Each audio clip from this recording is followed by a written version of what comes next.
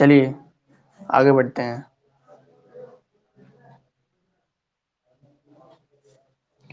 तो इसमें जो है कह रहा है कि brachiopods are characterized by valves of, है ना, यानी ब्रैकियोपोड एक जीव का नाम है पैलेंटोलॉजी के अंतर्गत। तो कह रहा है कि उनके जो कवच होते हैं, है ना, यानी बॉडी का जो ये होता है कवच लेयर, वो क्या देखने में किस प्रकार का है, समान आकार के हैं या फिर असमान, है ना, यानी उनका जो शेप होगा, है ना, तो वो डेफिनेट होगा या सॉरी सॉरी मतलब जो है, यानी इनका कह रहा है कि ब्रैकियोपोड जो है एक जीव का नाम है और इनका जो शेप, है ना, यानी इनका जो आकार है ना, ये अनइक्वल होगा, है ना, अनइक्वल यानी वासमान आकार के होगा, है ना।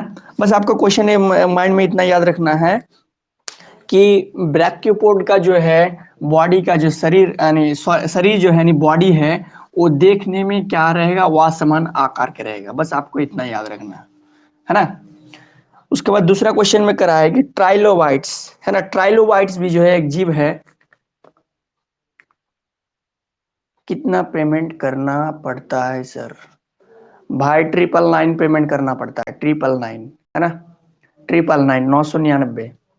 चलिए इंटरनेट कनेक्शन मिल पा रहा है आप लोगों को? वॉइस वॉइस मिल पा रहा है? चलिए 999 आप लोगों को पेमेंट करना है ना। कल जो है नहीं मिलेगा आप लोगों को क्लास, हर हाल में नहीं मिलेगा बिना पेमेंट का। तो ट्राइलोबाइट्स, ट्राइलोबाइट्स ये भी जो है एक जीव का नाम है ना। तो कभी कभी क्वेश्चन आता है इसमें कि ट्राइलोबाइट्स को जो है कितने भागों में बांटा गया। ओके सर, एक ट्राइलोबाइट्स भी जो है कि यहाँ पर क्वेश्चन पूछा है कि trilobites become become extinct at the at the end of, है ना, फिर डैश डैश है। यानी कह रहा है कि ट्राइलोबाइट जो है, ट्राइलोबाइट भी क्या है, एक जीव का नाम है। जैसे पैलेंटोलॉजी में पढ़ना पड़ता है गैस्ट्रोपोडा, ब्रैकियोपोडा, ट्राइलोबिटा, है ना, प्लाइजोइक इरा, है ना, है ना। आपका जो है प्लाइजोइक इरा भी सही है, लेकिन यहाँ हमको जो है प्लाजियोइक इरा के जो है इसको जो है परमियन ये बोला जाता है ना। आप यदि प्लाजियोइक इरा भी बोल देते हैं तो इसका गलत नहीं होगा को। सॉरी क्या, तो देखिए इसमें 2011 के एमसीक्यू में सेकंड नंबर क्वेश्चन में पूछा है कि ट्राइलोबाइट्स किस युग के अंत में लुप्त हो गए, है ना, किस पीरियड, है ना, किस पीरियड में जो है ट्राइलोबाइट्स जो है लुप्त हो गया है, यानी खत्म हो गया है। इसलिए कह रहा है trilobites become extinct at the end of, है ना। तो ये जो है परमियन, है ना, परमियन पीरियड में जो है ये खत्म हो गया था ट्राइलोबाइट्स। जैसे जिस प्रकार क्या होता था कि बहुत समय पहले आप लोग जो है चील दिखाई पड़ता था, अब चील दिखाई नहीं पड़ रहा है। एक समय में डायनासोर था, तो डायनासोर भी जो है वो संसार से लुप्त हो गया।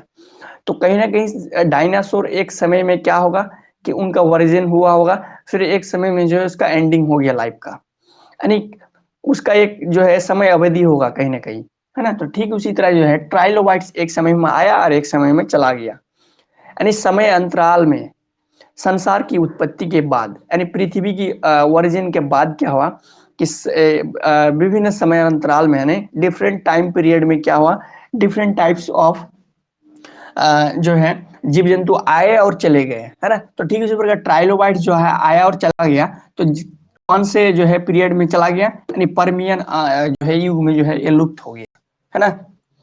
नेक्स्ट क्वेश्चन कह रहा है कि चूना पत्थर क्या है ना, एंड लाइमस्टोन इज ए, चलिए तीसरा नंबर क्वेश्चन कह रहा है limestone, limestone is, limestone is ए, उसके बाद जो है रॉक दे दिया है ना। तो मैं आपको जो है रॉक के अंतर्गत जो है 3 रॉक पढ़ाया था, igneous rock, sedimentary rock and metamorphic rock, है ना। यानी लाइमस्टोन जो है किस टाइप रॉक के जो है एग्जांपल्स है? सर मेटा सेडिमेंट्री,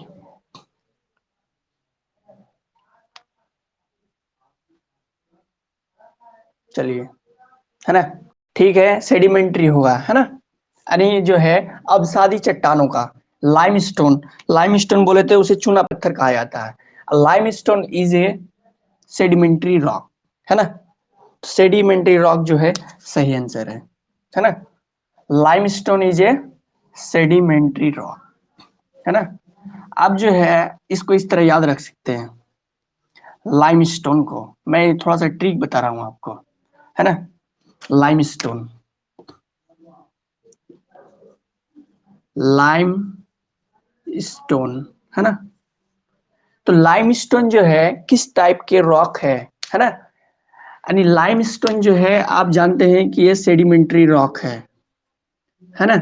तो लाइमस्टोन से हम रखेंगे कि लाइमस्टोन जो है ये दो शब्दों के मेल से बना, यानी दो वर्ड यहाँ जो है संयुक्त रूप से मिला हुआ है ना।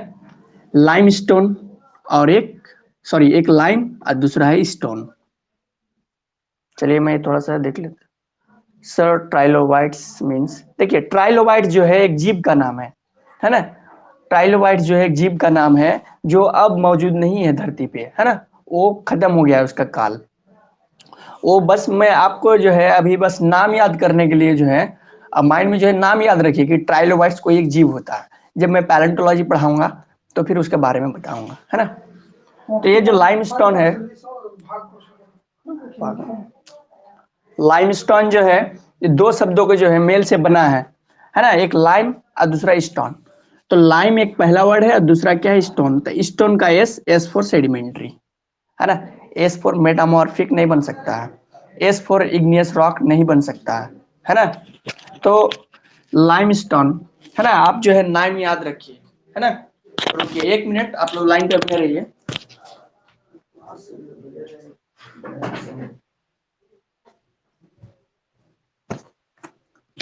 चलिए तो आगे बढ़ते हैं। तो लाइमस्टोन जो है आपको याद रखना है कि लाइम, लाइम और स्टोन का एस फॉर सेडिमेंट्री, है ना। तो आपको इस तरह जो है याद रखना है, भूलना नहीं है। और दूसरा जो है ट्राइलोबाइट्स के बारे में थोड़ा सा और बता देते हैं, इसका भी एक ट्रिक बता देते हैं, है ना। ट्राइलोबाइट्स, ट्राई से याद रखिएगा, ट्राई फॉर, ट्राई का मीन्स, है ना, जैसे प्राइमरी सेकेंडरी एंड टर्सरी बोलते हैं ना। ट्राई का मतलब होता है तीन, है ना। तो कभी कभी क्वेश्चन आता है इसमें ट्राइलोबाइट से रिलेटेड कि ट्राइलोबाइट्स को जो है कितने भागों में डिवाइडेड किया गया है, थ्री, है ना। यस, आप लोग थ्री टाइप किए, बहुत अच्छा, है ना।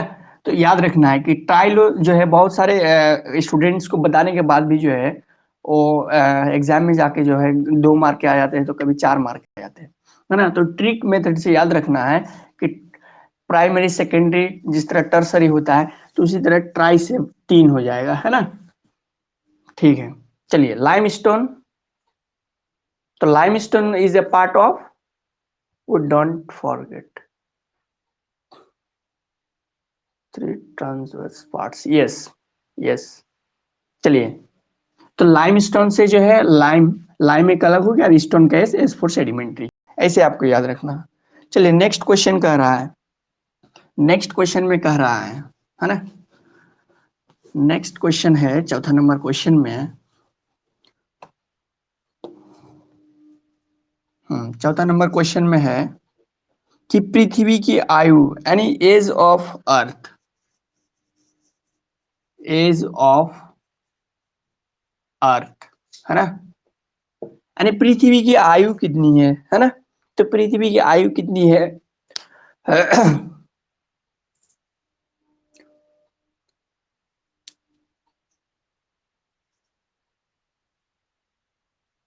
तो पृथ्वी की आयु जो है, अब जो बाकी लोग भी अगर पता है तो कमेंट बॉक्स में लिखिए, है ना।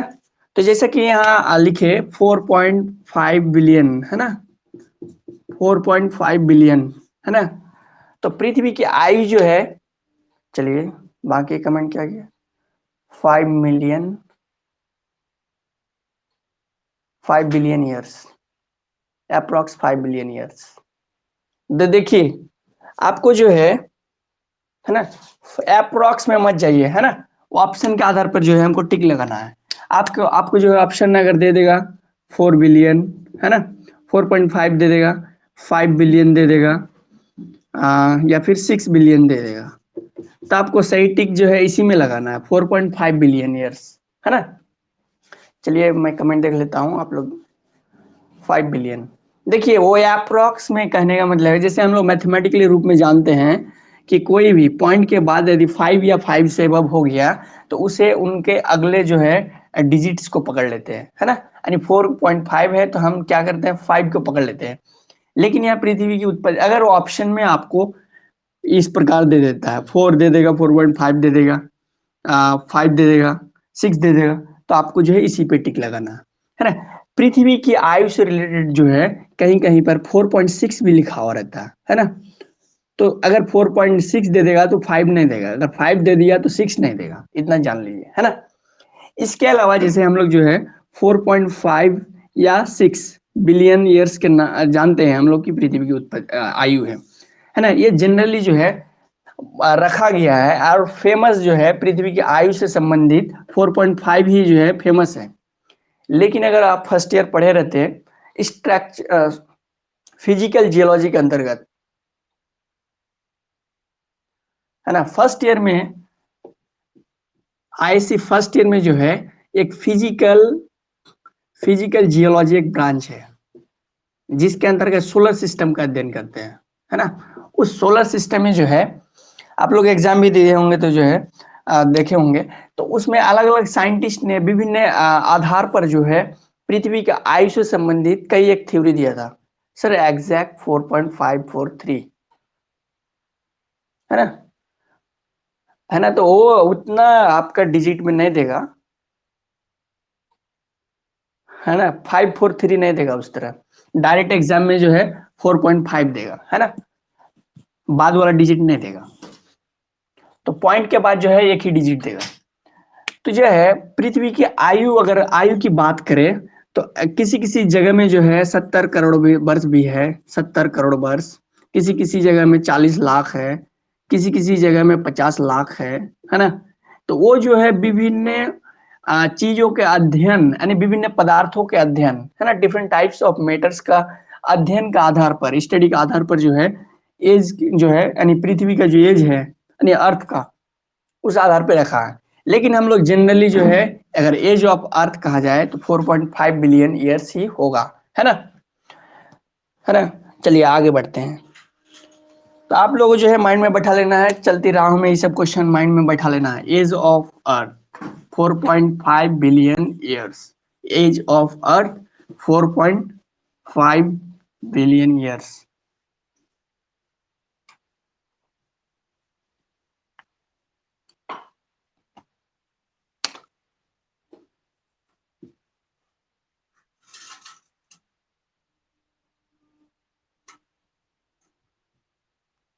चलिए 5वां नंबर क्वेश्चन में कह रहा है ना, the important ore of copper is the important war of copper is। चलिए आप लोग बताइए तो क्वेश्चन का आंसर। सर बर्मा गैस से कराइए ना syllabus. Chalcopyrite, yes chalcopyrite rock. चलिए रोहित रॉक, रॉक नहीं होगा भाई। The important ore of copper is, इसका मतलब है कि तांबा का अयस्क मुख्य रूप से कौन है ना, तांबा का अयस्क। प्रीवियस,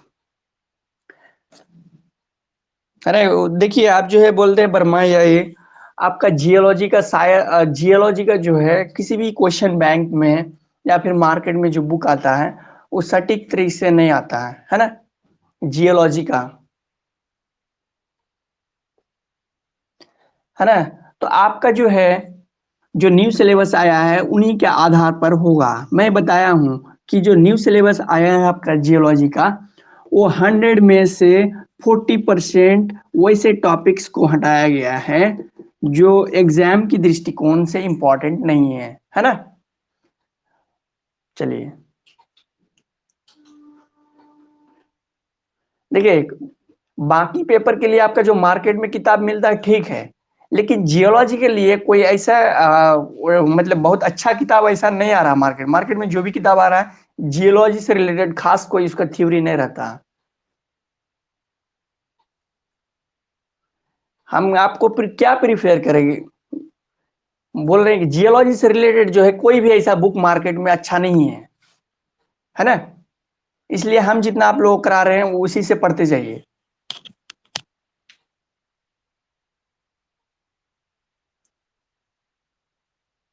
जियोलॉजी से रिलेटेड एक भी कोई अच्छा किताब नहीं आता, यहाँ तक कि क्वेश्चन बैंक में उसका आंसर दिया हुआ नहीं रहता है जियोलॉजी का, है ना। यहाँ तक कि जो जैक है यानी झारखंड एकेडमिक काउंसिल जो बोर्ड है, ये भी जो है क्वेश्चन रिलीज नहीं करता है, जो मॉडल प्रश्न पत्र जारी करता है झारखंड एकेडमिक, लेकिन ये जियोलॉजी का नहीं करता, पता नहीं क्यों नहीं करता है। चलिए, तो ये जो है तांबा का जो हाँ, तांबा का जो प्रमुख अयस्क है वो चाल्कोपाइराइट है ना, इज चाल्कोपाइराइट, चाल्कोपाइराइट। तांबा का प्रमुख अयस्क कौन है, चाल्कोपाइराइट। चाल्कोपाइराइट किसका अयस्क है, यानी chalcopyrite is a ore of copper, है ना।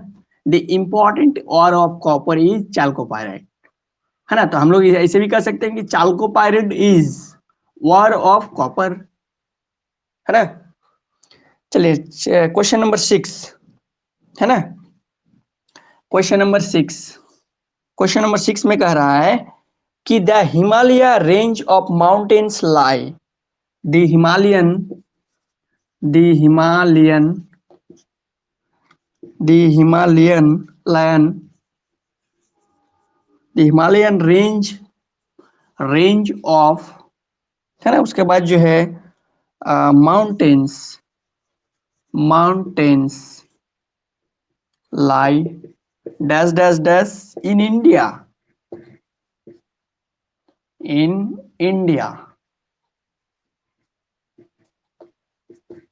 कह रहा है कि the Himalayan range of mountains lie dash dash dash in India, यानी हिमालय पर्वत श्रृंखला भारत के किस ओर है। जैक का क्या मीन्स, चलिए चलिए आप लोग जो है क्वेश्चन से रिलेटेड आप लोग इधर उधर की बातें थोड़ा सा कम कीजिए, है ना। जैक का गलती है ये, जैक को गड़ जाइए, है ना। अभी 9 स्टूडेंट जुड़ गए हैं, विश्वजीत, मासूद, मोहम्मद, रितु, रोहित, टिंकू और गुलाम, है ना। लेकिन पेमेंट जो है 9 लोग का नहीं आया है ना। चलिए, the Himalayan range of mountains line, यानी इंडिया के यानी भारत के किस रेंज में, है ना, भारत के किस रेंज में जो है पर्वत श्रृंखला जो है उपस्थित है ना। तो ई पेनिसुला यानी पूर्वी प्रायद्वीप में, है ना, ई पेनिसुला आंसर हो जाएगा, ई पेनिसुला, पेनिसुला, है ना, ई पेनिसुला, यानी जो है ईस्ट पेनिसुला बोला जाता है, इसका फुल फॉर्म हो जाएगा ईस्ट पेनिसुला, यानी पूर्वी प्रायद्वीप, है ना। समझ गए कि the Himalayan range of mountains lie E peninsula in India, है ना। वेस्ट, नो ईस्ट, है ना। चलिए चलिए आगे बढ़ते हैं। तो नेक्स्ट क्वेश्चन कह रहा है, आपको जो है नेक्स्ट क्वेश्चन जो क्वेश्चन नंबर 7 है, ये आपको याद है, पूरी तरह से आपको याद है कि डाइक, है ना, dyke is a structure, dyke is dash dash dash structure. तो D four discordant, D four dyke, है ना, D four dyke and D four discordant. तो dyke, dyke is a discordant discordant structure of igneous rock, discordant, yes। तो dyke is a discordant structure of igneous rock, है ना। चलिए very good. Next question कह रहा है कि bauxite का रासायनिक संरचना, है ना, यानी the chemical composition of bauxite is, है ना, बॉक्साइट, बॉक्साइट का जो है केमिकल कंपोजिशन, बॉक्साइट का जो है केमिकल कंपोजिशन क्या होगा, केमिकल कंपोजिशन यानी फॉर्मूला।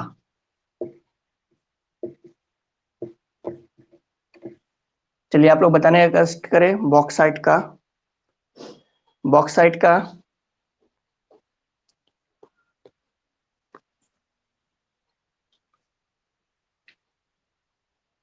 तो बॉक्साइट का जो केमिकल कंपोजिशन हो जाएगा वो,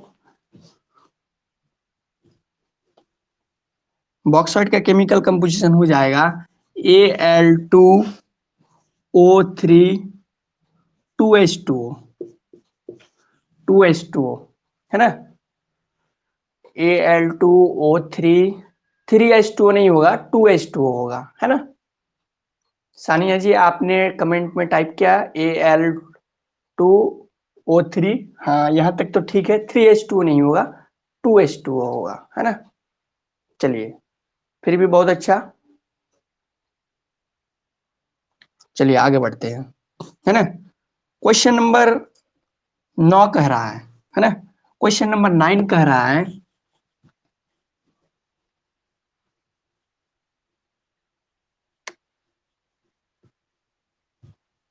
क्वेश्चन नंबर 9 कह रहा है कि Gondwana super group formation are famous for dash dash dash deposits. Gondwana, Gondwana super group, आप अगर 8 से 10 साल का एमसीक्यू अगर माइंड में बैठा लेते हैं तो आपका इन्हीं से जो है एमसीक्यू आएगा 10, है ना।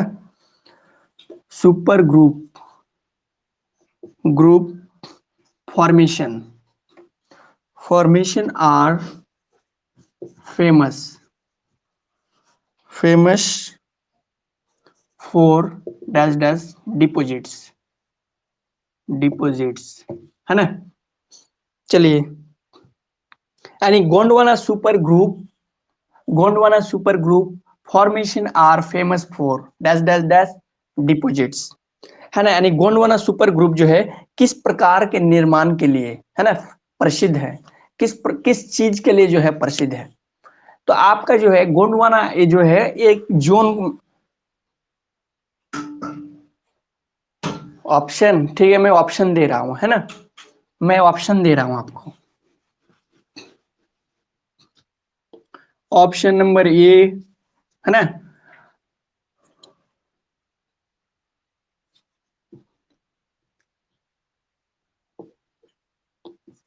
ऑप्शन नंबर ए अभ्रक, ऑप्शन नंबर बी कोयला,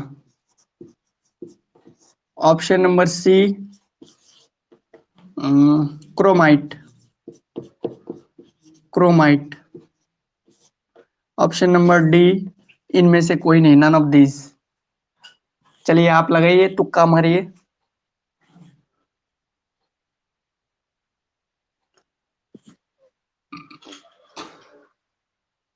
बिल्कुल आप लोगों का जो है तुक्का सही काम में आ गया, कोयला, है ना, कोयला। क्वेश्चन में कह रहा है कि गोंडवाना सुपर ग्रुप जो है किस प्रकार के निर्माण के लिए जो है प्रसिद्ध है, यानी कोयला के लिए, है ना। क्वेश्चन जो है कोयला से रिलेटेड इस प्रकार भी पूछा जाता है कि झारखंड के अंतर्गत जो है, झारखंड के अंतर्गत धनबाद किसके लिए प्रसिद्ध है, तो कोयला के लिए, है ना। झारखंड के अंतर्गत धनबाद किस प्रकार के निक्षेपों के लिए प्रसिद्ध है, तो कोयला, है ना।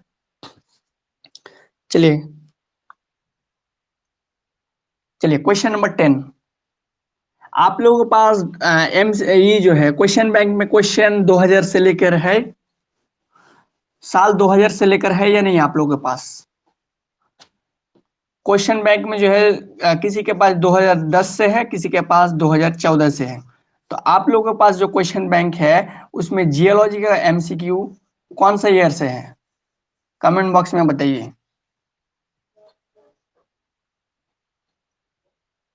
नहीं सर, नो सर। 2011 से है, 2010 से। चलिए जिसका 2000 से है, नहीं दिए हैं। चलिए अच्छा है जिसके पास 2000 से है, जिसके पास नहीं है कोई बात। एक भाई पूछ रहे हैं कि गोंडवाना क्या है ना? एक भाई पूछ रहे हैं गोंडवाना क्या है। ये जो है मैं आपको ये जो है स्ट्रैटिग्राफी में डिटेल्स बताऊंगा, लेकिन इतना समझ लीजिए कि गोंडवाना शब्द की जो उत्पत्ति हुआ है वो महाराष्ट्र से हुआ है। महाराष्ट्र, है ना? गोंडवाना शब्द की जो उत्पत्ति हुआ है वो महाराष्ट्र से हुआ है। वहाँ जो है गोंड एक जाति होता है, गोंड, है ना? उस गोंड जाति के बहुलता के कारण जो है गोंडवाना, है ना? तो अब जो है गोंडवाना जो है वो एक जगह के नाम है ना, यानी। चलिए मैं एक बार कमेंट देख लेता हूँ। सर कब से पढ़े, कब से पढ़े मतलब? चलिए, तो गोंडवाना जो है एक आपका जो है डिवाइडेड किया गया है एरिया को, है ना? एरिया, जैसे राजमहल से लेकर संथाल परगना होते हुए, है ना, संथाल परगना होते हुए धनबाद, रांची एवं उड़ीसा होते हुए ये जो है आगे बढ़ जाता है ना? तो इन क्षेत्रों को जो है गोंडवाना के अंतर्गत कहा है ना? सर कब, है ना? तो समझ गए कि ये एरिया को डिवाइडेड किया गया है गोंडवाना, है ना? मैं आगे जब आपको जो है स्टैटिग्राफी पढ़ाऊंगा तो गोंडवाना के बारे में फिर डिटेल्स पढ़ाऊंगा, है ना? चलिए, तो ये था तो एमसीक्यू, है ना? अब जो है आगे बढ़ेंगे हम लोग। 2010 और 11 हो गया, है ना?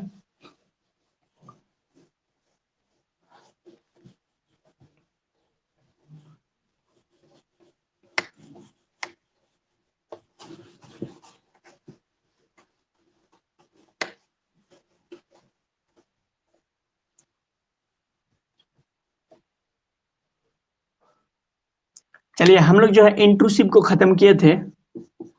इंट्रूसिव पढ़ चुके थे, इंट्रूसिव इग्नियस रॉक, है ना? इग्नियस रॉक, इसके अंतर्गत जो है दो चीज पढ़े थे, कॉनकॉर्डेंट एंड डिस्कॉर्डेंट, है ना? इसके अंदर दो चीज पढ़े थे, कॉनकॉर्डेंट एंड डिस्कॉर्डेंट, है ना? अनुस्तरीय एंड अनुनस्तरीय।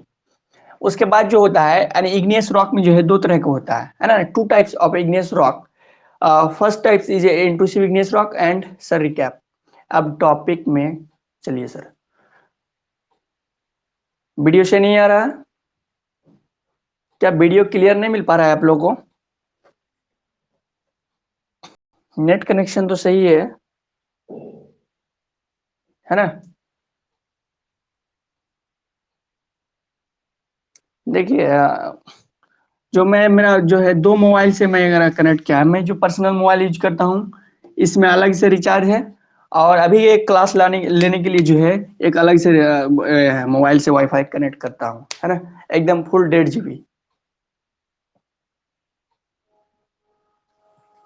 तो चलिए, इग्नियस रॉक जो है दो तरह के, इग्नियस रॉक के अंतर्गत जो है एक इंट्रूसिव इग्नियस रॉक होता है एंड एक्सट्रूसिव इग्नियस रॉक। तो मैं बताया था आप लोगों को कि ये जो आपका क्रस्ट है, यानी जहां भू सतह है ना, क्रस्ट, तो अगर क्या है लिक्विड मैग्मा, है ना? लिक्विड मैग्मा जो है क्रस्ट के अंदर यानी इंटरनल पार्ट में ही जो है लिक्विड मैग्मा अगर सॉलिड स्टेट में चेंज हो जाता है तो उसे इंट्रूसिव इंट्रूसिव इग्नियस रॉक कहलाएंगे, है ना? इंट्रूसिव इग्नियस रॉक कहलाएंगे।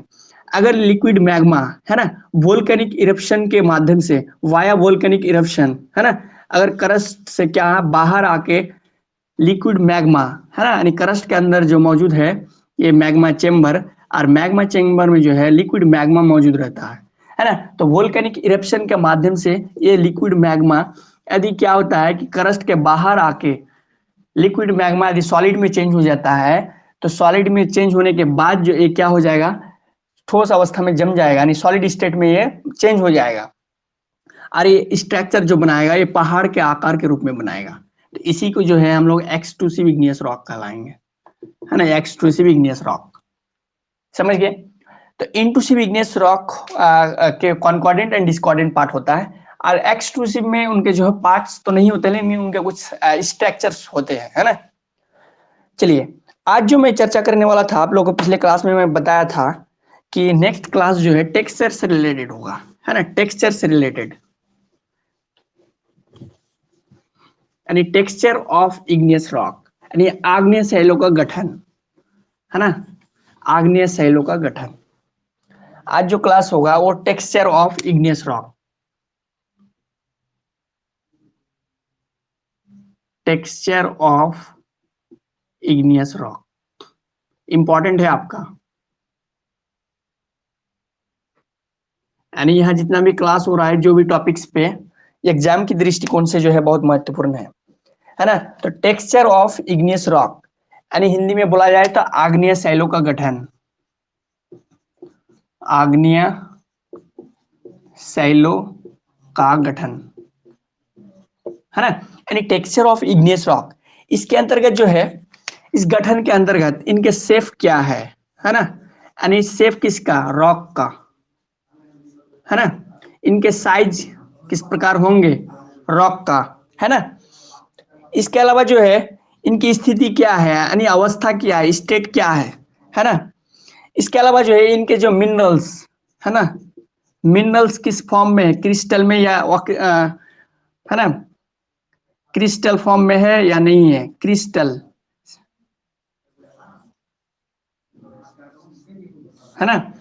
तो मिनरल्स, है ना, यानी मिनरल्स की उपस्थिति रॉक के अंतर्गत, है ना।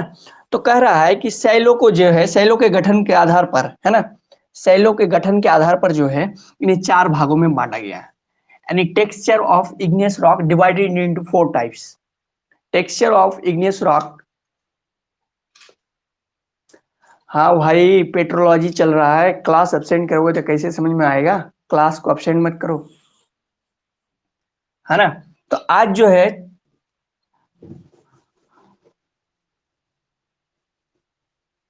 ना, टेक्सचर ऑफ इग्नियस रॉक को जो है 4 भागों में बांटा गया है, 4 भागों में, 4 भागों में बांटा गया है, किसको, टेक्सचर ऑफ इग्नियस रॉक को, है ना।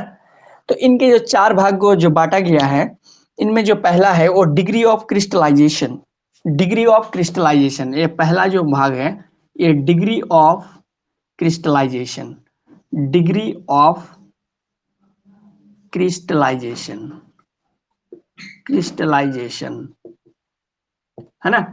दूसरा जो भाग है इसका, इसमें कह रहा है कि साइज ऑफ ग्रेन्स, फिर एक एक के बारे में मैं चर्चा करूंगा, साइज ऑफ ग्रेन्स, ग्रेन्स या ग्रैनुलरिटी, ग्रैनुलरिटी,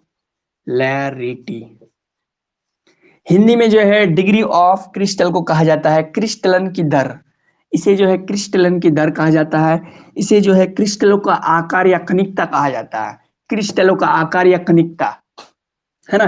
मैं दोनों मीडियम में पीडीएफ सेंड करूंगा, आप लोग समझ जाएंगे कि इसे जो हिंदी में क्या कहा जाता है ना। तो degree of crystallisation, size of grains और ग्रैनुलरिटी। इसके बाद जो तीसरा पॉइंट है वो shape of crystals, shape of crystals, shape of crystals, है ना। शेप ऑफ क्रिस्टल्स मतलब क्रिस्टलों की आकृति, क्रिस्टलों की आकृति, है ना। चौथा जो नंबर में कह रहा है, इसमें जो है क्रिस्टल और कांचीय द्रव का पारस्परिक संबंध, यानी mutual relationship, mutual relationship, mutual relationship of mutual relationship of crystals and glass, crystals and glass, है ना, या ग्लासी भी कहा जाता है ना। तो टेक्सचर ऑफ इग्नियस रॉक के अंतर्गत जो है 4 भागों में से डिवाइडेड किया गया, यानी 4 types of texture of igneous rock, है ना। तो फर्स्ट जो है degree of crystallisation, degree of crystallisation कहने का मतलब कि क्रिस्टलन की दर, है ना। इसके बाद कह रहा है कि साइज ऑफ ग्रेन्स और ग्रैनुलरिटी, यानी क्रिस्टलों का आकार या कनिकता, शेप ऑफ क्रिस्टल यानी क्रिस्टलों का आकार, mutual relationship of crystals and glossy, है ना, ग्लासी। तो क्रिस्टल और कांचे द्रवों का पारस्परिक संबंध। तो ये जो है आपका 4 टाइप्स हो गया किसका, टेक्सचर ऑफ इग्नियस रॉक का। तो सबसे पहले जो है इन डिग्री ऑफ क्रिस्टलाइजेशन के बारे में चर्चा करेंगे, है ना। डिग्री ऑफ क्रिस्टलाइजेशन के बारे में यार आप ये एग्जाम की दृष्टिकोण से भी क्या है, ये महत्वपूर्ण है ना। तो अब जो है मैं सारे को मिटा देता हूं, उसके बाद जिसे पढ़ना है मैं उसको रहने दूंगा, है ना। डिग्री ऑफ क्रिस्टलाइजेशन, फिर डिग्री ऑफ क्रिस्टलाइजेशन को जो है उसको भी जो है डिवाइडेड किया गया है।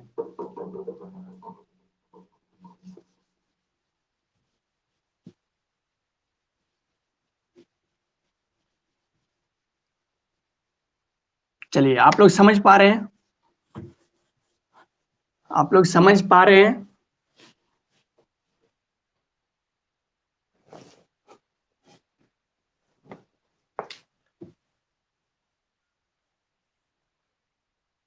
चलिए, यानी डिग्री ऑफ क्रिस्टलाइजेशन,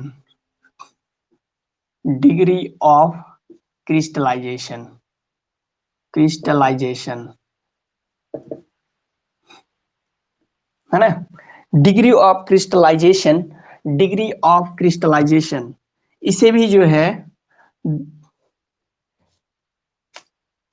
इसे भी जो है डिग्री ऑफ क्रिस्टलाइजेशन को जो है तीन भागों में बांटा गया है। इसे जो है तीन भागों में बांटा गया है ना, तीन भागों में।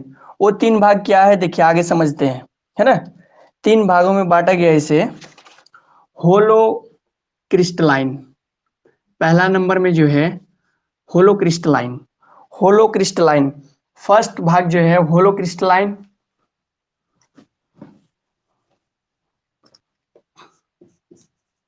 होलो क्रिस्टलाइन। एक्चुअली मैं अभी पानी से इसको पोछा इसलिए थोड़ा सा दिक्कत करा। क्रिस्टलाइन। दूसरा जो है होलो हायालाइन, होलो हायालाइन, है ना। होलो, होलो इस होलो crystalline texture, holohyaline texture, है ना। उसके बाद जो तीसरा कह रहा है कि तीसरा जो होगा उसका नाम है मेरो और हाइपोक्रिस्टलाइन। तीसरा जो है मेरो और हाइपो हायालाइन, है ना। हाइपोक्रिस्टलाइन। तो degree of crystallization have also three types, है ना। Holocrystalline texture, holohyaline texture and mero और हाइपोक्रिस्टलाइन, है ना। अगर हिंदी में बोला जाए तो होलो क्रिस्टलाइन को जो है वो पूर्ण क्रिस्टलीय कहा जाता है, होलो क्रिस्टलाइन को जो है पूर्ण क्रिस्टल कहा जाता है, और इसे जो है पूर्ण कांचिया कहा जाता है, और इसे अंश क्रिस्टल कहा जाता है।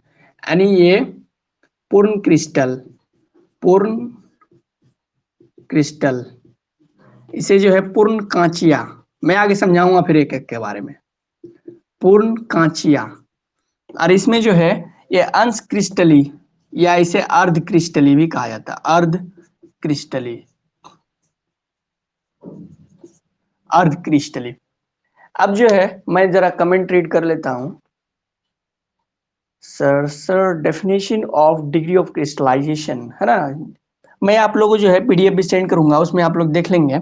ऐसे आप लोग एक एक करके बताएंगे, है ना, कि ये होलो क्रिस्टलाइन क्या है, होलो हायालाइन क्रिस्टलाइन क्या है, मेरो और हाइपो क्रिस्टलाइन क्या है ना। तो कह रहा है सबसे पहले आप लोग हमें बताएं। चलिए मैं comment, sir when rock is entirely mode of the crystal, है ना, होलो क्रिस्टलाइन। एक वेट कीजिए, है ना, मैं सारा कुछ बताऊंगा, है ना। चलिए, तो सबसे पहले बताइए कि आप क्रिस्टल, क्रिस्टल जो वर्ड है उसको समझ पाए या नहीं। ये जो क्रिस्टल वर्ड है, क्रिस्टल वर्ड आप समझ पाए या नहीं, कमेंट बॉक्स में बताएं हमें। क्रिस्टल, क्रिस्टल वर्ड आप समझ पाए कि आखिर क्रिस्टल किसे कहेंगे ना। ठीक है, बाकी लोग भी ये बताए ताकि हमें पता चले। प्योर, बाकी लोग भी बताए, अगर पता है तो बताए यस सर। ठीक है, आपको पता है तो ठीक है। देखिए क्रिस्टल, क्रिस्टल बोले तो है ना। क्रिस्टल को अगर आसान भाषा में बोला जाए तो क्रिस्टल मतलब दानेदार आकार में रहेगा, है ना, दाना आकार में। तो जिस प्रकार आपका चीनी है यानी शुगर, वो क्या है, क्रिस्टल फॉर्म में है ना, यानी जो स्पष्ट रूप से आपको दिखाई पड़ेगा, है ना, क्यूब लाइक शेप। हाँ, यस, एब्सोल्युटली राइट। तो जैसे आपको आपको मैंने बताया कि जो चीनी है ना, यानी शुगर, ये क्या है, क्रिस्टल के फॉर्म में है ना। जैसे अगर बात किया जाए कि कंक्रीट एंड पत्थर जो है, कंक्रीट या स्टोन वगैरह, वो भी क्या है, दानेदार आकार में है, तो वो भी क्या है, आपका एक तरह से क्रिस्टल है ना। तो यहाँ कह रहा है कि पूर्ण क्रिस्टली, जो सेल पूर्ण रूप से क्रिस्टली या खनिज पदार्थों के बने होते हैं उन्हें पूर्ण क्रिस्टली कहते हैं, है ना। यानी इसमें क्या होगा कि टेक्सचर ऑफ इग्नियस रॉक के अंतर्गत यानी डिग्री ऑफ क्रिस्टलाइजेशन जो है, इसमें जो है यानी होलो क्रिस्टलाइन, इसे पूर्ण क्रिस्टल तब कहेंगे जब खनिज पदार्थ, है ना, जब क्या होगा कि ये टेक्टोनिक प्लेट्स का जो है आपस में टकराने के पश्चात, जैसे ये लिक्विड मैग्मा को ऊपर उठने की कोशिश करेगा, है ना, लिक्विड मैग्मा ऊपर उठने की कोशिश करेगा, और क्या होगा कि वो जो है लिक्विड से सॉलिड स्टेट में चेंज होने के दौरान, है ना, उसमें विभिन्न प्रकार के जो है मिनरल्स उपस्थिति रहता है ना। उस लिक्विड स्टेट में जो है डिफरेंट टाइप्स ऑफ मिनरल्स उसके कांटेक्ट में रहता है, और वो मिनरल्स एवं उसके साथ जो लिक्विड अन्य मटेरियल्स है, उसके साथ यदि दानेदार आकार में यदि वो लिक्विड स्टेट सॉलिड में चेंज हो जाता है, तो क्या हो जाएगा, उसी को हम लोग जो है पूर्ण क्रिस्टल कहलाएंगे, बोले तो होलो क्रिस्टलाइन, है ना। तो छोटे बड़े दाने आकार में जो है पूर्ण रूप से जो स्पष्ट से दिखाई पड़े, तो छोटे या बड़े बड़े आकारों में जो है दानेदार आकार में क्या होगा कि जब लिक्विड मैग्मा जब सॉलिड स्टेट में चेंज हो जाएगा और उनका स्ट्रक्चर जो है बड़े बड़े दाने आकार स्वरूप दिखाई पड़ेगा, तो उसी को होलो क्रिस्टलाइन कहलाएंगे। तो होलो क्रिस्टलाइन आप लोग समझ पाए। जैसे कि आप लोग देखे होंगे कि जब जो है खुदाई होता है ना, जब क्या होता है कि खुदाई होता है पहाड़ों की, तो उनके बीच में जो है कुछ ऐसे पत्थर, चमकीले पत्थर दिखाई पड़ता है कि देखने में जो है बहुत खूबसूरत होता है ना। तो कहीं ना कहीं वो एक तरह से क्या है, दानेदार आकार में है ना, और बड़े आकार में होता है, तो वही एक तरह से क्या, वो भी एक तरह से क्रिस्टल है ना। तो आप लोग जो है होलो क्रिस्टलाइन समझ पाए या नहीं, है ना। इसमें जो है खनिज पदार्थ जो है भरपूर रूप से मौजूद रहेगा। होलो क्रिस्टलाइन में क्या होगा, भरपूर रूप से, है ना, इसमें जो है मिनरल्स मिनरल्स जो है मौजूद रहेगा। Yes sir. बाकी लोग भी बताए कि होलो क्रिस्टलाइन समझ पाए या नहीं, है ना। है ना, ये टोटली जो है मिनरल्स, इसमें जो है मोस्टली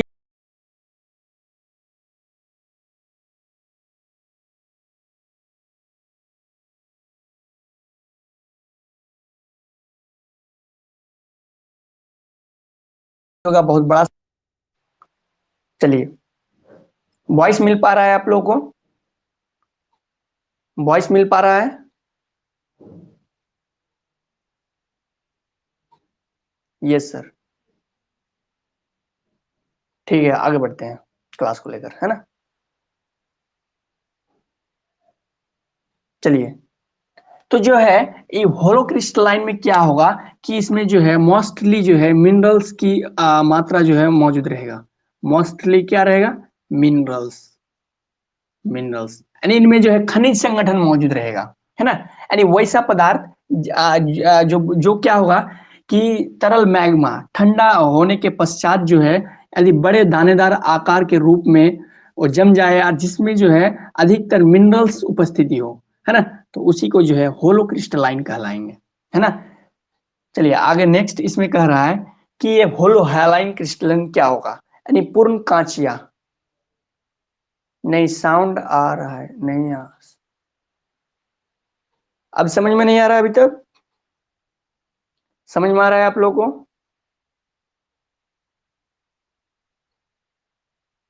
ठीक है, ओके ओके। चलिए, तो अब जो है होलो हाइलाइन क्रिस्टलन को समझेंगे, है ना, कि प्रोसेस जो है ये होलो क्रिस्टलाइन के जैसा ही है, लेकिन इसमें अंतर क्या है ना। इसमें अंतर देखिए क्या है कि जैसे यहाँ आप लोग जो है समझिए कि इसमें जो है मोस्टली मिनरल्स की उपस्थिति रहेगा, और इनका आकार जो है ना, इनका साइज जो है लार्ज रहेगा, है ना, लार्ज। यानी ये पूर्ण रूप से जो है खुली आंखों से आप उसको देख सकते हैं, खुली आंखों से क्या कर सकते हैं, देख सकते हैं। कलर, कलर जो है वो डिफरेंट टाइप्स का हो सकता है, कलर कुछ भी हो सकता है, उनका एग्जैक्ट कलर नहीं है ना। ज्यादातर जो है आपको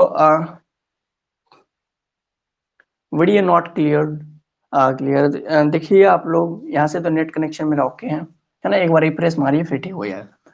तो होलो हाइलाइन में क्या होगा, होलो हाइलाइन टेक्सचर में कह रहा है कि है ना, पूर्ण कांचिया, सॉरी ये पूर्ण कांचिया जो है ना, इसमें जो है ठीक इसके उल्टा है ना, ये होलो क्रिस्टलाइन के ठीक इनके विपरीत होगा होलो हाइलाइन क्रिस्टलन, क्रिस्टलाइन, यानी होलो क्रिस्टलाइन के ये ऑपोजिट होगा होलो हाइलाइन क्रिस्टल, जिसपे यहाँ देखिए कि ये पूर्ण रूप से क्या होगा, क्रिस्टल होगा, यानी बड़े बड़े दानेदार आकार में होगा है ना, बड़े बड़े दानेदार आकार में, लेकिन ठीक जो है इसमें दानेदार आकार में नहीं रहेगा है ना, क्या रहेगा, होलो हाइलाइन टेक्सचर में जो है ये दानेदार आकार में नहीं रहेगा। इसमें कह रहा है कि होलो हाइलाइन क्रिस्टलन के जो है से अक्रिस्टलित पदार्थ कांच के बने होते हैं, इन्हें कांचिक कहते हैं है ना। होलो हाइलाइन टेक्सचर को जो है इन्हें कांचिया कहा जाता है, कांचिया बोले तो अंग्रेजी में जो है इसे ग्लासी कहा जाता है, ग्लासी,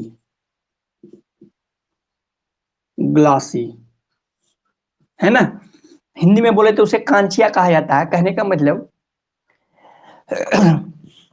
कहने का मतलब कि आपको जो मैं वीडियो जो सेंड किया था कि चट्टानें कैसी बनती हैं, तो जब आप जो है लिक्विड मैग्मा को देखे होंगे है ना, कि लिक्विड मैग्मा जो है, जब लिक्विड मैग्मा क्या होता है, वो एकदम आग के गोले जैसा एकदम रेड कलर का रहता है। वहीं जब मैग्मा, लिक्विड मैग्मा जब ठंडा होके क्या हो जाता है, सॉलिड स्टेट में चेंज हो जाता है, तो देखिएगा कि जब वो कुल कुल जिस वक्त वो कुल हो रहे हैं यानी ठंडा हो रहे हैं लिक्विड मैग्मा, तो उस वक्त देखिएगा कि उनका जो लेयर होता है ना, यानी जो एक के ऊपर एक जो बनते जा रहा है ना, उनका आकार देखिएगा एकदम कालापन रहेगा है ना, काला जैसा।